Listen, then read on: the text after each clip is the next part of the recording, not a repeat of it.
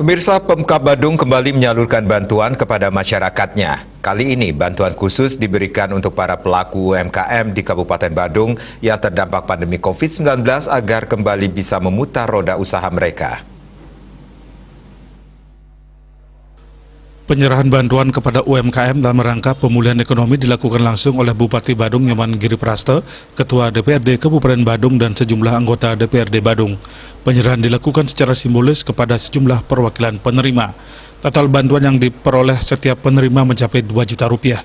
Bantuan ini bertujuan agar pelaku UMKM tetap bisa menjalankan dan mempertahankan usahanya, serta dalam rangka pemulihan ekonomi akibat dampak COVID-19. Pemkab Badung juga menekankan bahwa bantuan ini bukanlah bantuan untuk hari raya atau bantuan konsumtif, tetapi bantuan yang diperuntukkan untuk membesarkan usaha. Sasaran penerima bantuan ini adalah para pelaku usaha yang belum pernah menerima bantuan BPUM dari pemerintah pusat. Untuk menghindari tumpang tindih penerima bantuan, Dinas Kominfo sebelumnya telah melakukan cleansing data, kemudian dilanjutkan dengan validasi oleh aparat desa dan para penerima melengkapi berkas. Total penerima di Badung setelah melalui verifikasi mencapai 8.832 penerima dan khusus di Kecamatan Mengui penerima mencapai 2.078 UMKM. Dari ribuan penerima tersebut, varian usaha dari para penerima beragam, mulai dari kuliner, jasa, produksi, handicraft, bengkel, dan lain sebagainya. Menurut Bupati Badung Nyoman Giriprasta, bantuan ini adalah wujud komitmen Pemkab Badung untuk senantiasa memberikan pelayanan terbaik kepada masyarakat Badung. Maka kami sekarang turun di Kecamatan Mengui. Seluruh UMKM ini kita berikan bantuan untuk menghidupkan sektor ekonomi. Bahkan kami sudah membuka sepenuhnya hal yang belum terdaftar. Silakan sampaikan dan kita akan bantu semuanya. Nah, selanjutnya saya akan ke Kecamatan Bian Semal. Setelah itu nanti terakhir kita ada di Kecamatan Kendang. Dan setelah hari raya Galungan ini kami akan langsung turun.